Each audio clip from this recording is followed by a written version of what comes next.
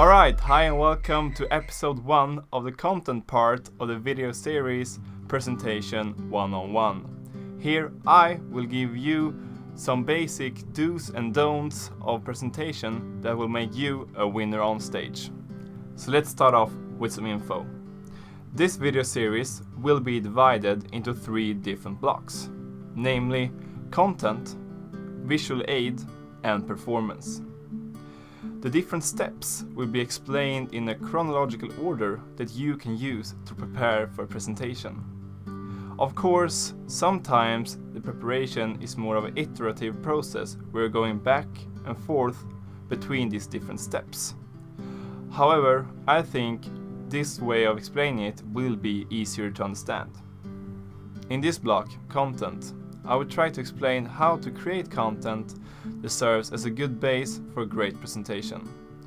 It will consist of 2 episodes. Episode 1 covering assessment of audience and what to include in presentation, while episode 2 covers how to make the presentation really come alive. So, first thing to consider when preparing for a presentation is what type of audience you will have, because from that you can tailor the language used as well as the amount of detail to include throughout the presentation. So take the intro for example. If you're going to present at a trade show which have this relaxed, leisure kind of aura, a stiff introduction like this probably is a bad idea.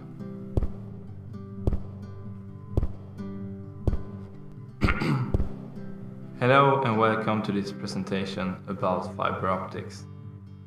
Could light connect more than our visible world? Likewise, if you're going to present something for a group of board members or a bunch of professors, a dorky, trying to be funny kind of deal like this introduction probably also is a big no-no. You know what time it is? It's time for me to light up your world. Let's go! Maybe these intros would have worked better the other way around. Then yet again, maybe not. The point I'm trying to make, however, is that your presentation will become so much better if you're able to tailor the content depending on the audience. Making these changes can be kind of a hustle and can also backfire if you have the wrong idea about your crowd. However, having a one-size-fits-all kind of deal doesn't really fit any crowd, and it therefore often feels impersonal and boring. This way of thinking is something you can have good use for when deciding what should be included in presentation. You can think of it as trying to get your audience from over here, that is their level of knowledge, to here, that is your level of knowledge, as easy as possible. You hopefully have a lot of knowledge in your area, and you can visualize every different part as a possible platform for your audience to step on. So to start off with, selectivity is important. Which platforms should you choose? Simply taking all the platforms and throwing them in there will create a mountain of information impossible for your audience to climb. Instead, set up a few main points that you would like to include. These points should be something that you think is of interest to the audience, as well as something that you are truly passionate about. Arrange these points in an order that seems to make sense and gives it a good flow. Now try to create a bridge between each of these points, meaning create a smooth transition from one point to another. Something that makes the audience feel that they easily can follow your reasoning from point A over the bridge to point B. While doing this, you probably realize that you need to change order from some points. For example, you feel that something is missing to be able to build this bridge, and you realize that some information needed to understand point C is first described at point D.